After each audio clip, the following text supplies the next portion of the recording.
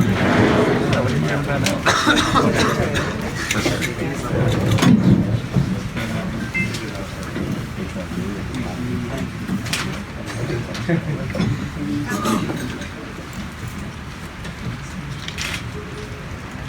there a moment, there's such a connection with you guys and these fans. Was there a moment this season that you felt that connection? Every game. Yeah.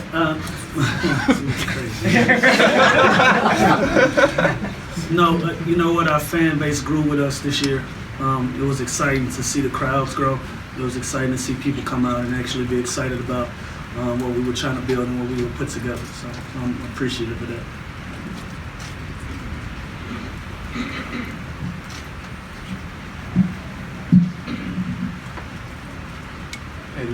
Hey Lou, as we all know, you played so good in Oracle Arena and in game 5, and but you kind of struggling in Staples. And what makes you play so good in Oracle Arena, but not too good tonight?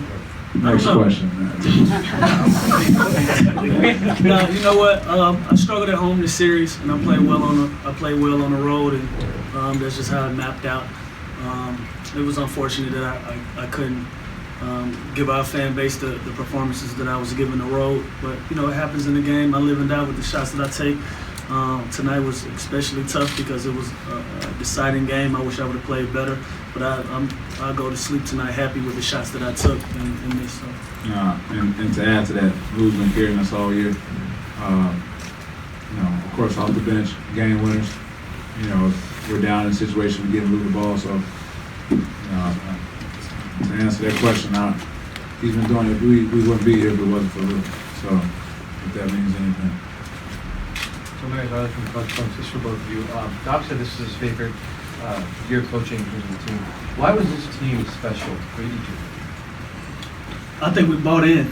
I think we bought in early. It started from training camp. It started from day one. You know, we have so many different guys that's on this team that had something different to prove, and none of those goals bumped heads. You know, I think everybody had a different goal, a different agenda, and it meshed well. And so we went into camp with the attitude that we were going to be each other's best supporters, and trying to reach those goals, trying to reach. We saw the schedule, realized we had 3 national television games out of 82, and we said the only way that we're going to figure this thing out, we're going to turn heads, so we got to do it together. So for me, it started from day one. We had guys that bought in. We didn't have any ego problems.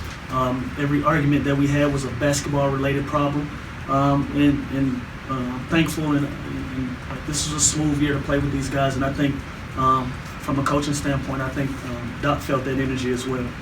We policed ourselves this year. To add, of course, to add what Lou said, it was no doubt when we came to training camp, Lou was our leader, and we just followed his lead. Throughout the whole year, he told us to continue to play hard and deliver the results. So, it's sad that we lost, of course, but we took the back-to-back champion in 6 games, and we hold our head high. We're doing that. Hey man, Cameron Buford, LA News Observer. Commend both of you guys on a hard-fought season. Thank you. Lou, Patrick is filling you up with praise and kind words. Will you talk about what Patrick meant to this team, his defensive tenacity, his awareness, his aggressiveness? Will you speak to us about that a little bit? Yeah, he was the heart of the team. I think Patrick creates so much attention on the floor with the energy that he plays with, and some of his antics that it allows me to do my job kind of behind the scenes, while he's frustrating everybody on the other end.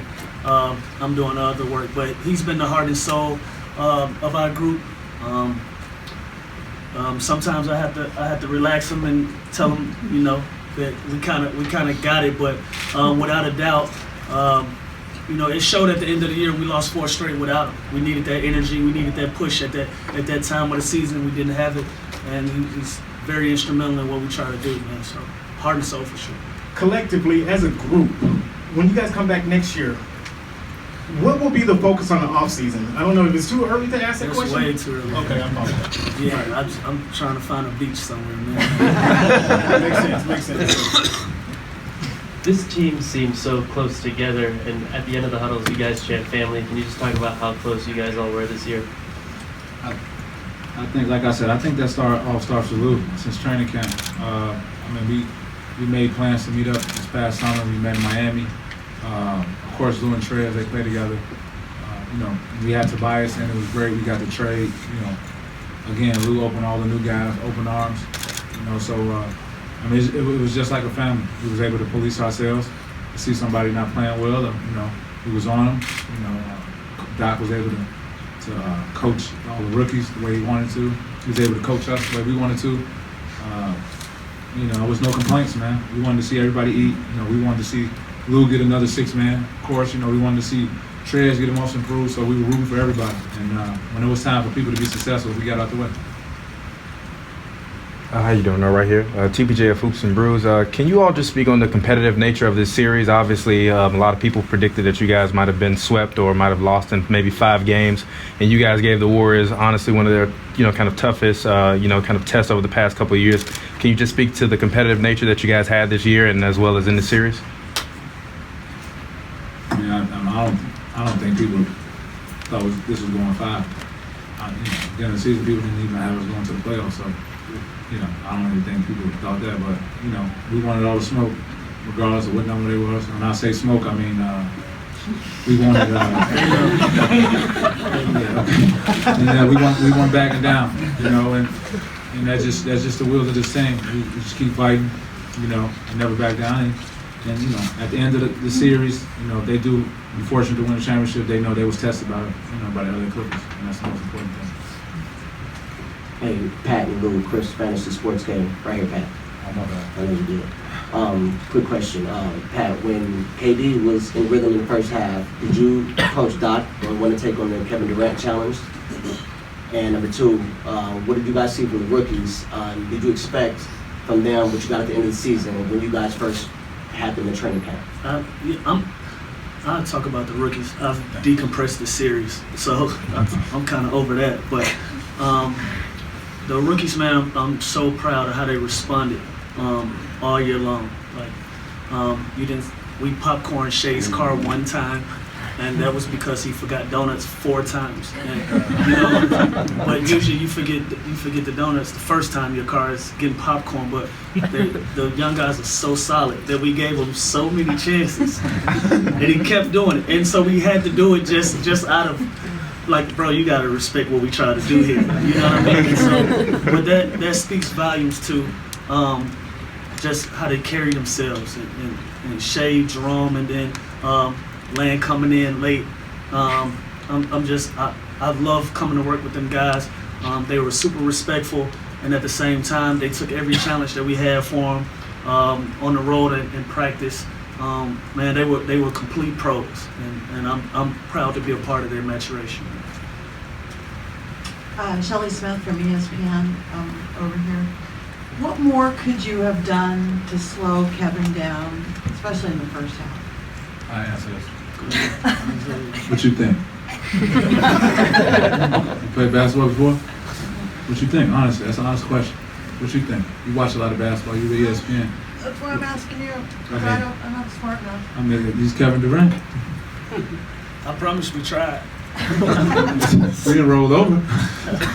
You didn't just say, hey, man, you know what? Just come on, give us 50 tonight. Of course not. He's a hell of a player. The shots he took, he made some tough shots. If you was a coach, what would you tell us to do? Thank you. We tried everything. So we tried everything. We had several different coverages for KD, and it didn't work. sometimes you come across special people, and it doesn't matter what you send to them. There's no scheme. There's no nothing that you can do with special people. He's one of them. And he showed it tonight. He put them guys on his shoulders. And even the game that he came out, he was like, I'm Kevin Durant. Y'all know who I am. And that's a bold statement to make when you're about to go see some guys that's extremely competitive. And he came out that game and he said, I can really shoot over these guys. And he did it. So it wasn't lack of effort on our part. He's an all-world professional, and he proved himself. He proved exactly who people think he is, who he think he is himself, and he did it. And you tilt your hat off to a guy like that. All right. But that answers your question. Thank you very much. Kyle Goon, Orange County Register right here. At the risk of sort of provoking the same sort of response, Steve Kerr said that he felt like you guys forced the Warriors to play their best basketball, and they felt like they did that by the end of the series. Were there specific things that you saw the Warriors maybe change, or something about their games that evolved from game 1 to game 6? We made them change their starting lineup. I mean, but like everything is about the Warriors, and they deserve their respect. But you know, for me, I want to focus on, man, we put our heart and souls into this season. Based on popular belief, we overachieved. We put together a hell of a run, and I'm proud of our guys. So whatever we made them do is in association with the work that we put in. Hey guys, you know, Doc said if you guys could have scripted your opponent before the season, you would have wanted the Warriors. Obviously, Denver's in 7 games. You know, Portland could have been a good opponent for you guys. But playing the champs, what did you guys learn from it? What can you build upon that in the future seasons by playing against them here in this series? I think that, you know, going in, we knew exactly who we were going in. We knew exactly who they were. I think, you know, if we did anything, I think we proved to you guys that we're just not a regular team. I think we proved to everybody in this room that we weren't any slouches. I mean, let's be honest, you guys didn't even think we were going to be here. Definitely not going 4-2, you know. So what we did is prove you guys wrong, and, you know, we're happy with that. We were a 48-win 8 seed. You know what I mean? Like, it's a lot of teams that would die for a 48-win season. You know, so for me, we weren't just happy to be here.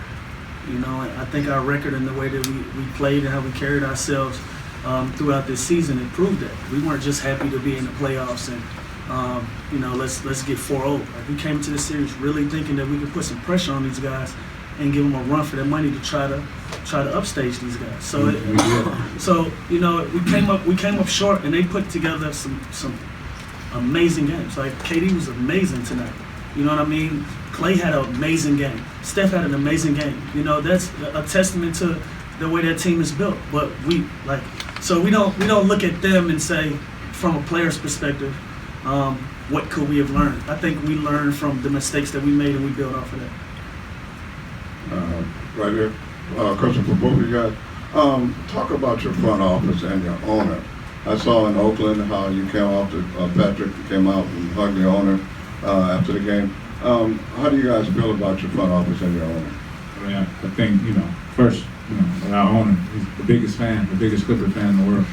Not even, you know, what he does for the team, but outside of basketball, what he's doing for our community.